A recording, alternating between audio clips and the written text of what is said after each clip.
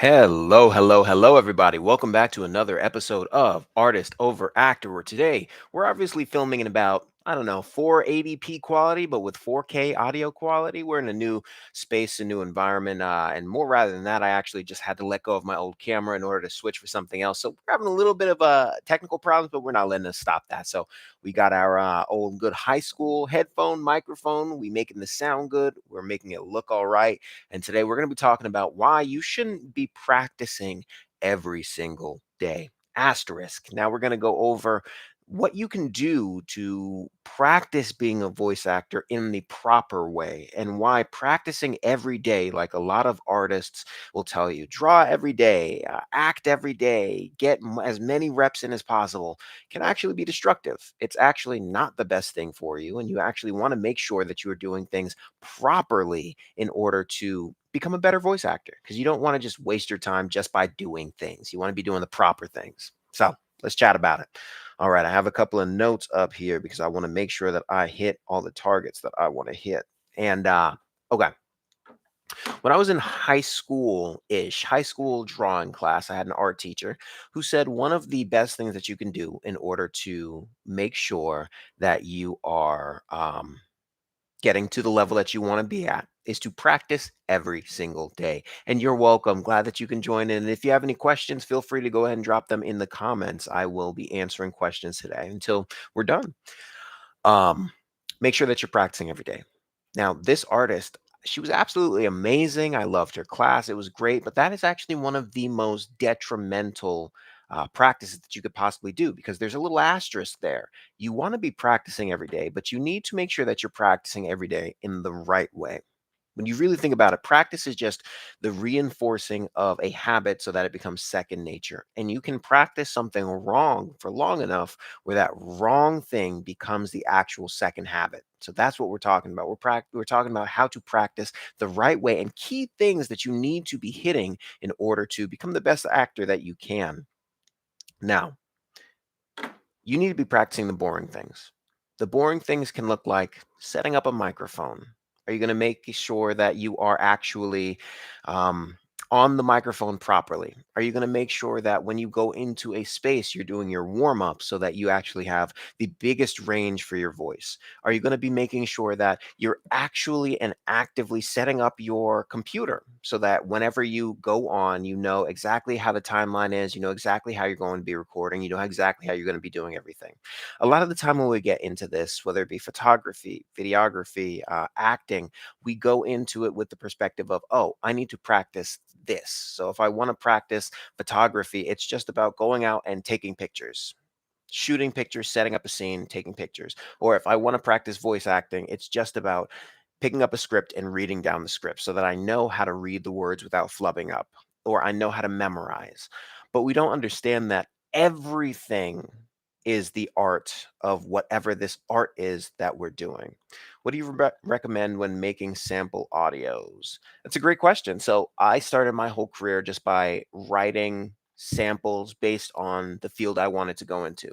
So it's highly personal depending on what you want to go into. For example, if you wanted to do a lot of commercial work, then you're going to want to be making or watching commercials, taking in commercials, like what are the most popular styles of commercial? Is it more comedic? Is it more just straightforward? What are the most popular styles of commercial? And then you can write a 10 to 15 second just little script based on that. And then with that, you can go ahead and practice all of your recording techniques. You can practice setting up the microphone, making sure that your space sounds good, everything with there. But it really depends on what genre you want to go into because commercials are going to sound very different than animation, which is going to sound very different than drama. It's all going to sound a little bit different, but I always recommend listening, which is another point that we're going to get into. Listening is a form of practicing if you actively listen to things. Now, there we go. Practice the boring things a million times. Just like that. When it comes to voice acting, we only see the sexy thing of actually doing the gig, of actually doing the acting. But we need to be practicing writing scripts, setting up microphones, practicing making sure that our room actually sounds the best. So, like, how are we going to be doing our room treatment? How are we going to be doing these other things? All of the other boring things that surround our crafts are the things that actually make it so that when it's actually go time, when we're ready, when we're just walking into a session, when we're walking up to a microphone, everything melts away and there are no nerves. That's one of the biggest things that practice helps. You always will have some type of internal anxiety. I've been doing this for 4 years, and still, whenever it comes to a live session, I have an anxiety that comes up, a nervous excitement. You can't get rid of that. But what you can do is you can know how to approach the microphone, how to do your warm ups, how to practice so that the second that live session comes up, the second that you have to go do that animation audition, the second that you are in a live situation, you're like, okay, my practice is now kicking in and I have the good habits in order to make it so that I can succeed without my nerves getting in the way. I'm aiming for animation or video game, but do you also recommend a good genre to start? So, when it comes to starting genres in voice acting, I also wanted to do animation in video games. I want to do animation in video games. That's still my goal. But commercials are really where you're going to be making your money. Now, this doesn't mean that that's the only thing that you have to do, but you do want to be able to diversify yourself when it comes to the genres of voiceover. Now, of course, there are exceptions to the rule. My friend Porky Pig would be the example to this rule. Bob Bergen. Bob Bergen wanted to be Porky Pig when he was a kid. That's all that he wanted to do in animation. He didn't want to do anything else. He just wanted to be Porky Pig. And guess what? He grew up and he became Porky Pig. That's the only thing that he wanted to do. Yes, he still does some commercial work, and yes, but Porky Pig is his, I don't want to say claim to fame because he's done a lot of other stuff, but that's what he wanted to do. So you can still aim for animation in video games, but know that commercial work pays the bills a lot of the time just because of how the pricing structure is set up and the fact that you can get a lot of money right up front and you get licensing fees for the actual duration of the contract and you get paid for your voiceover work. So I always recommend learning commercial so that you can have that be the baseline and then building up from that commercial into that video game and into the animation realm because those are also a little bit harder to break into. Hope that answers your question. And if anybody here has any questions, just go ahead and let me know as we're talking about the art of practicing. If you have any questions, this is a live session. I take questions from you guys all the time, so just let me know. Now, going back to practicing, we're going to talk about a couple of the key things that I screwed up so that you can make sure that you have a better handle of. Thankfully, I had the background of audio engineering. I'm an audio engineer by trade, ran a recording studio for a couple of years in Connecticut. It was absolutely an amazing time in my life. COVID hit, everything got shut down. When everything got shut down, I decided, hey, I want to actually launch into what I want to do full time. Here we are, voice actor. It's a great time. In doing this, though, there are a couple of key things that you need to understand in order to make sure that you are set up for success. Now, this is not a masterclass in audio engineering. We're going over just the art of practicing in general, but I'm going to help you with a key couple of things, especially because they've been coming up in my comments in my old, most popular video about setting up a recording space. Number one, when you're recording on a microphone, you want to make sure that that microphone is not near a hard surface. When you're actually in the process of recording, there's something called phase cancellation, and there's also something called there are a bunch of problems. Standing waves, you can have phase cancellation, you can have phase issues. That's essentially when you speak and your voice bounces off a hard surface and gets into the microphone really quickly, like at the same time as when you have spoken, which causes a whole bunch of issues. So you typically want your microphone to be placed farther away from a hard surface.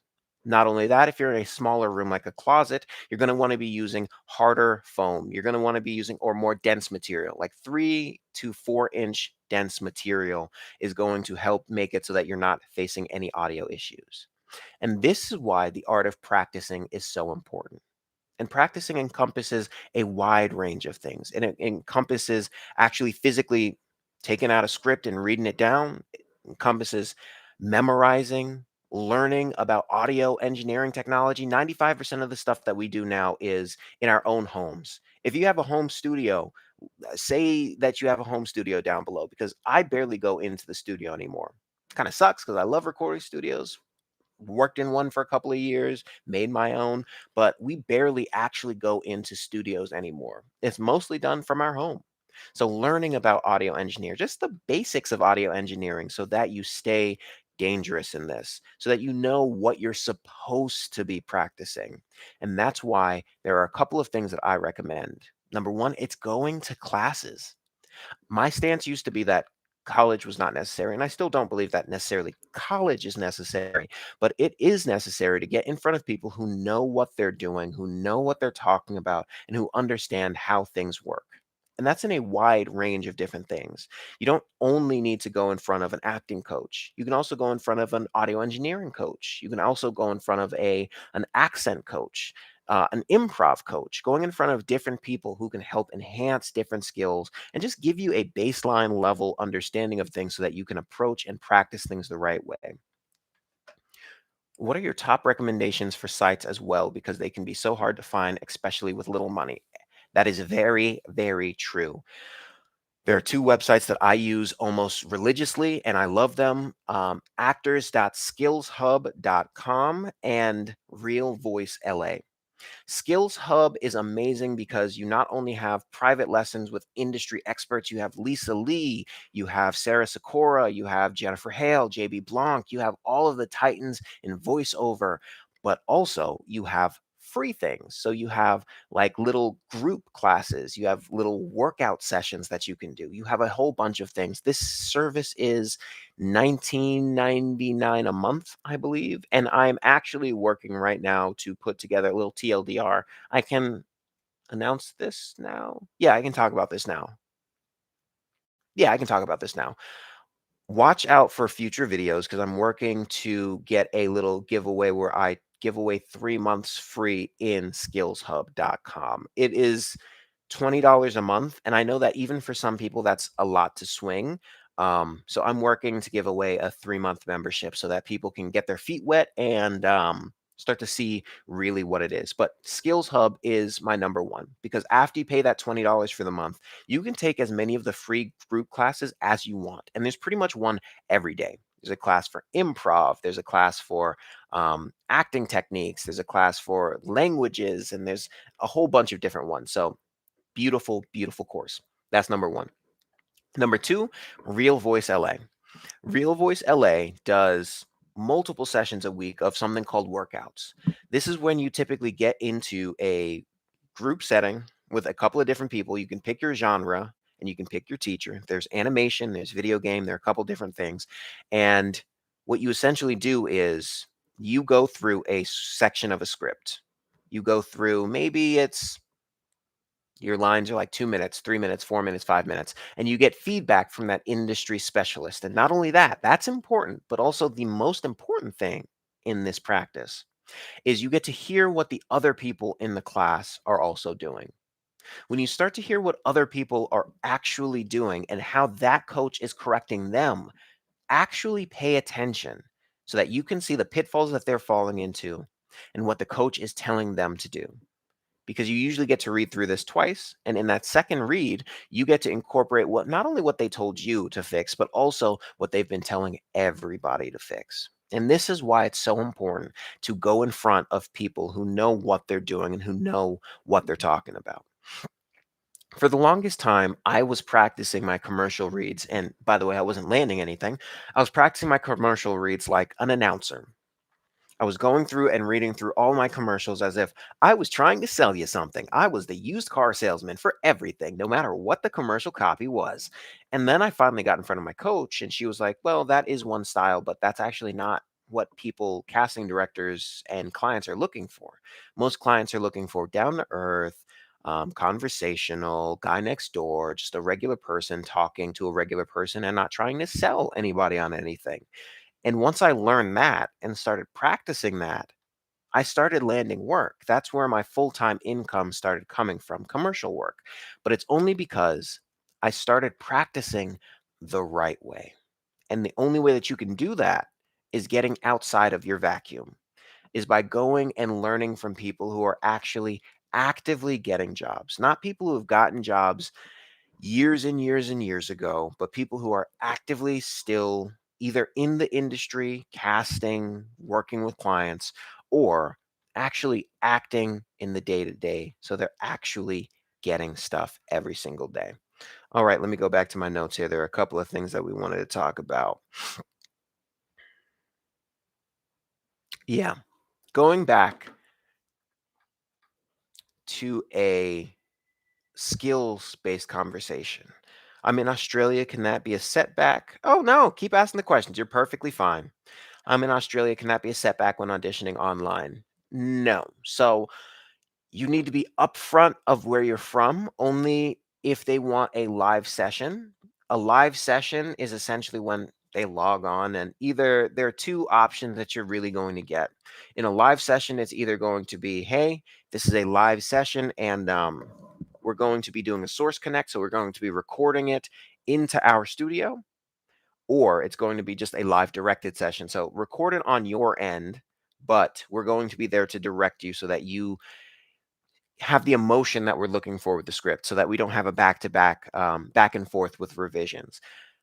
Obviously, you're going to need to say where you're from just for a time zone thing so that you guys can coordinate with the time. But when it comes to auditioning, unless it has to do with them sending out specific invoices and they need it to be in a specific type of way or a specific manner or anything, 9 times out of 10, it's not going to really matter that you're from Australia.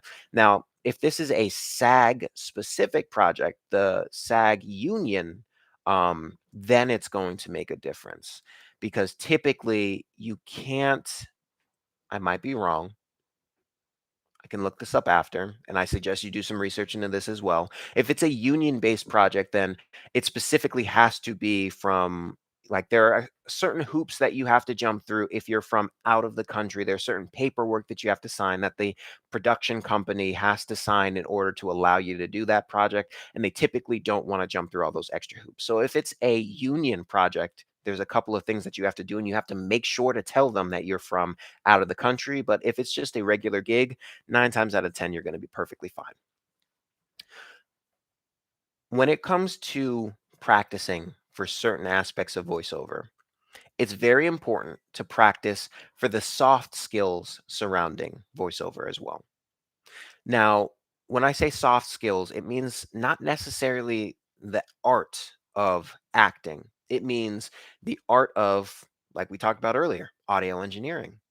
It means the art of memorizing, the art of just talking, just taking some improv classes so that you feel like you're free to flow through a script. What's really popular right now is a little bit of improv. Having people come from a comedic background or have some improv skill is very popular right now because they want people to feel like, hey, I don't I wrote this script, but I want you to have the freedom to improv on it and move around it.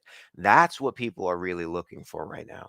So, practicing all of these soft skills surrounding voiceover, not just voiceover. We get so stuck a lot of the time. And here's the one thing that I was talking about this with my a couple of my artist friends.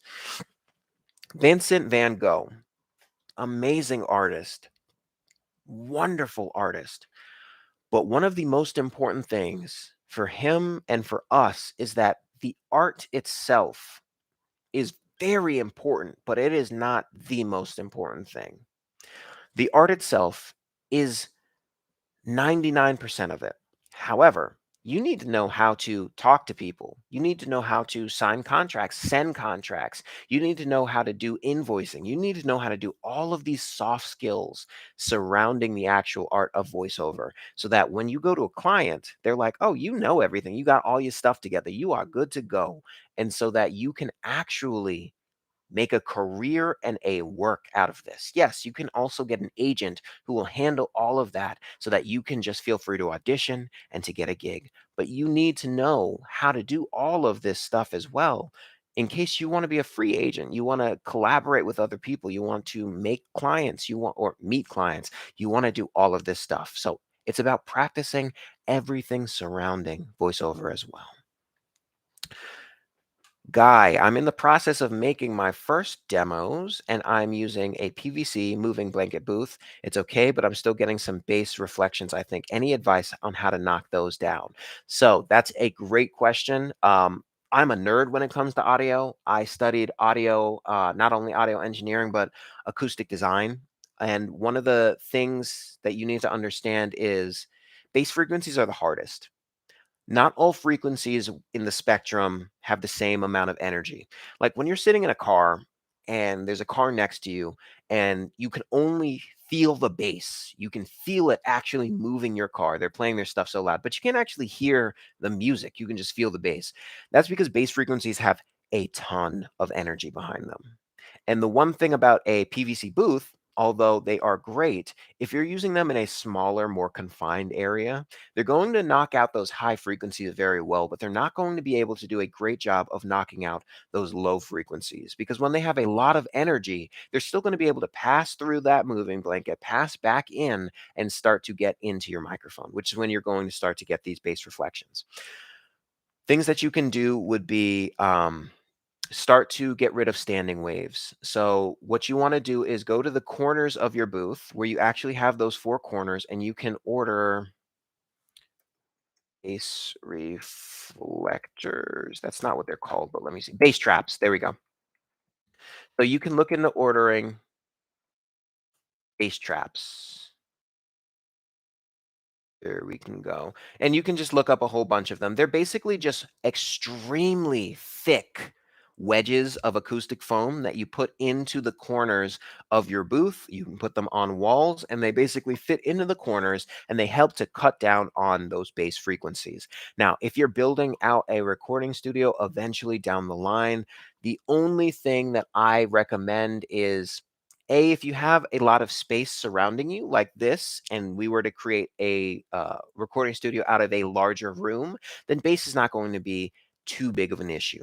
But if you are standing into a smaller space like a PVC booth, or you're just in a smaller room in general, I always recommend when you're going with acoustic foam, get 3 to 4 inch thick acoustic foam.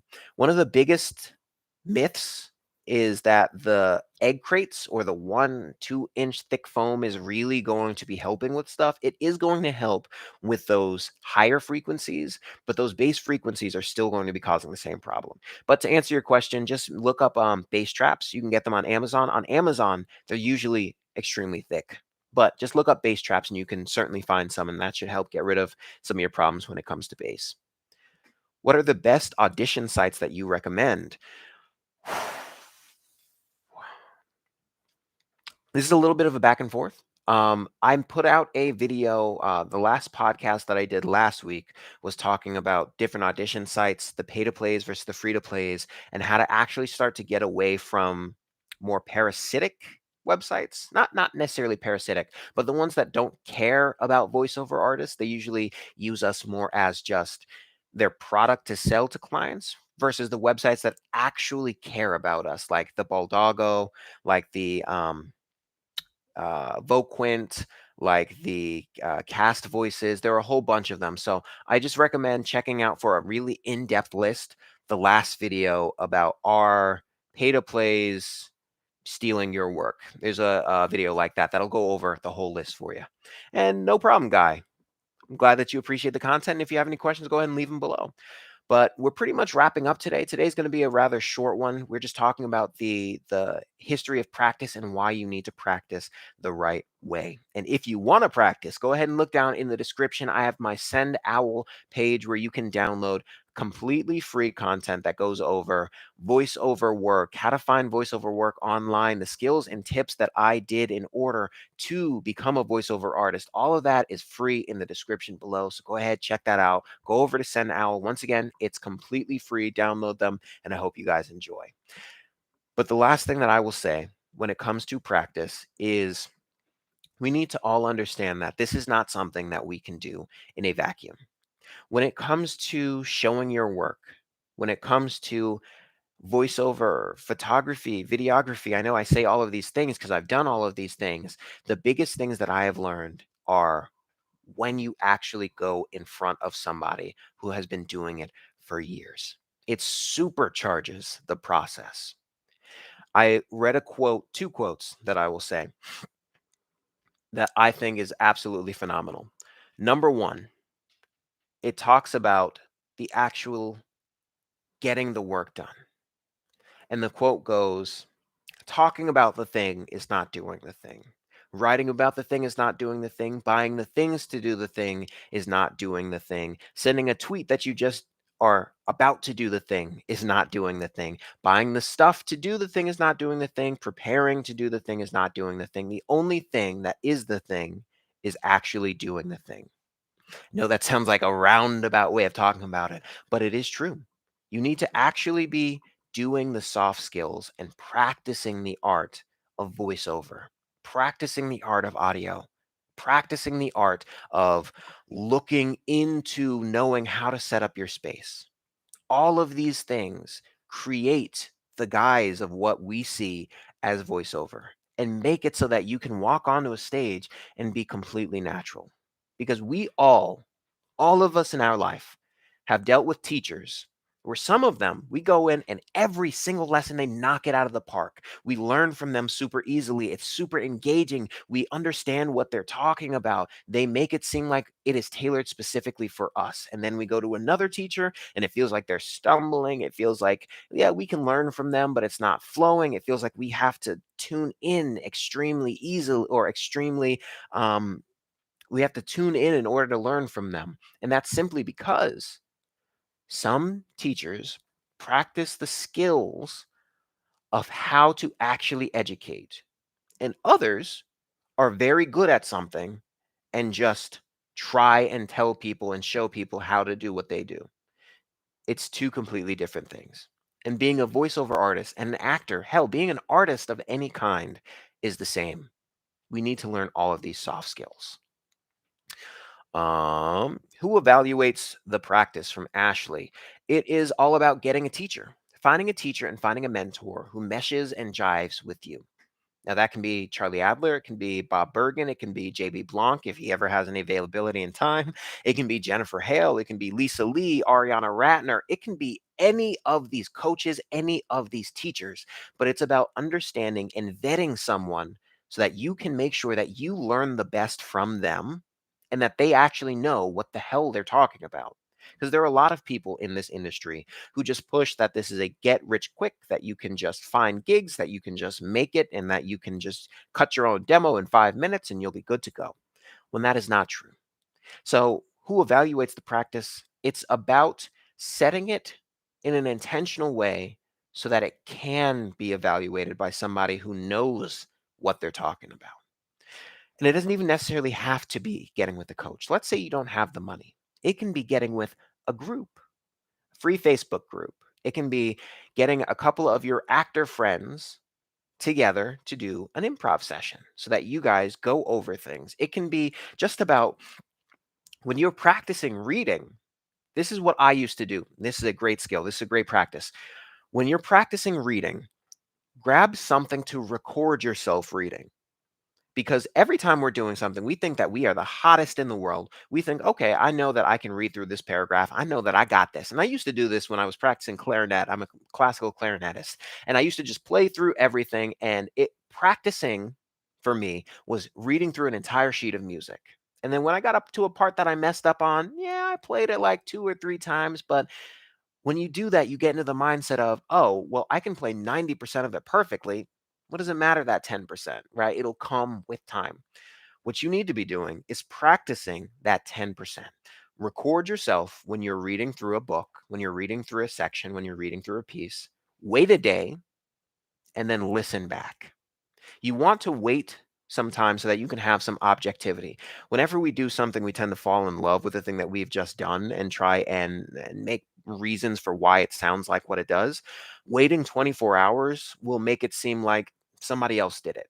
So you'll be able to listen to it with a more keen ear and practice listening to what you've done so that you can go, oh, I didn't read that sentence very well. Or, oh, it seems like I fell out of character. Or, oh, it seems like I was reading off a sheet of paper instead of actually actively acting. These are the things that you need to be doing to practice. So, who evaluates the practice? A seasoned professional, a group of your peers. It can even be yourself, as long as you are actively doing it in a way that you can understand your faults. Can't wait for your next video. I love watching how in depth you get into. Thank you for this live stream. Absolutely. And The next video is going to be about setting up your space. A little bit of a TLDR. If you're not in the community, I recommend you getting subscribed so that you can see my community posts because we usually go over and talk about what we're doing. And I was supposed to be setting up this stupid booth about a week and a half ago, but FedEx lost my package. So after this, I'm actually driving down to Guitar Center so I can buy a bunch of acoustic foam so that I can show you how to set up a space. And that's going to be an in-depth walkthrough of how I set up my recording spaces. As we can see, I'm actually currently at my mom's for a couple of months while my new house gets all set in Connecticut. So, yeah, I'm going to be showing you guys how to set up a booth. Can't wait for your next big break. Definitely coming soon for you. Thank you so much. It's been an amazing journey. I'm glad to share it with you. But in that case, it's the 30-minute mark. So thank you guys for tuning in on this beautiful Monday. Hope you guys have an amazing time. If you have any questions, shoot me an email. I'm always free. You can email me at info@jtheva.com or my website so that you can get more information. Putting that down below. You can go to my website just so that you can see how a voiceover website's laid out. You can get some information. And if you have any gigs or anything in mind, you can go ahead and send me an email, drop a line. I'm going to be opening up my own group classes pretty soon. So there's going to be an announcement about that coming soon. But happy Monday. Glad to spend it with you guys. Have an amazing day. Bye, guys.